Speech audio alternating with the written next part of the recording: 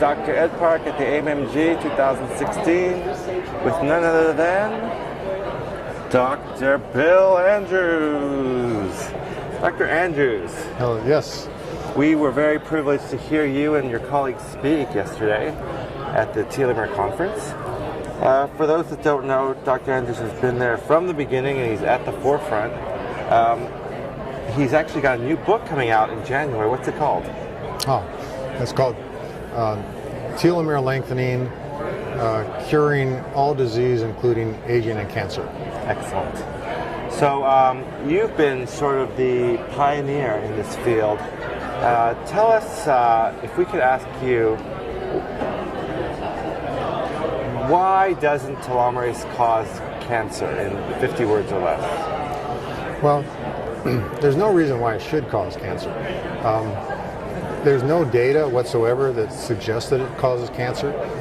No clinical data. There's some data that came out before 2005 suggesting that telomerase might cause cancer, but in those studies they had used gene therapy to deliver the telomerase to the cells, and the gene therapy was later found out to be the causing the increased risk of cancer that they saw in cells. Excellent. But even all those authors have since published saying that they find out that when they redo those using different gene therapy protocols or something like that, they actually get a decreased incidence of cancer with telomerase. Now, the thing is that telomerase is really, think of telomerase as some kind of like food for cells, okay? Because telomerase doesn't cause cells to divide. Telomerase just adds telomeres. And I think of telomeres as like ride tickets at an amusement park. You get a bunch of tickets and every time the cell divides, it rips off a ticket and pays the ticket person, you know. And so you get only a certain number of rides. Well, in the case of the cells, you get only a certain number of cell divisions. But telomerase adds more ride tickets back, and that's all it does. It doesn't force the cells to divide. It's just like giving tickets to a kid at an amusement park doesn't force them to ride a ride. So telomerase has nothing to do with causing cell division. What telomerase does is just gives the cell more opportunities to divide if it wants to. It kind of makes it healthier. Now, cancers want to survive just as much as any cell of our body does in itself. But for the cancers to get big enough to actually detect it, it has to solve the telomere shortening problem. And it does so by dividing and dividing, letting the telomeres get really short. And then when the telomeres get really critically short, that induces all kinds of chromosomal rearrangements and mutations and mutations are what causes the cancer. So cancer is defined as lack of growth control.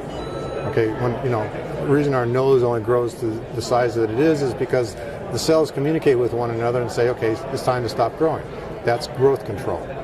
Okay, if all of a sudden a cell in our nose lost growth control, it would start growing and growing and growing, not like Pinocchio, but it would grow, maybe making a bump on your nose.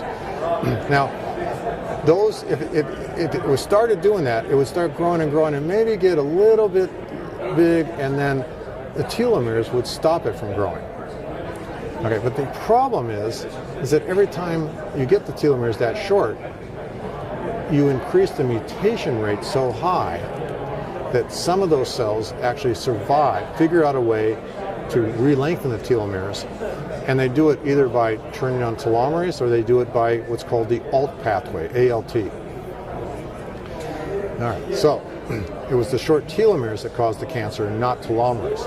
The telomerase is actually a result from the cancer. So this telomerase does not cause cancer, it's the opposite. Cancer causes telomerase. Cancer causes telomerase to be produced in order for it to survive its shortening telomeres.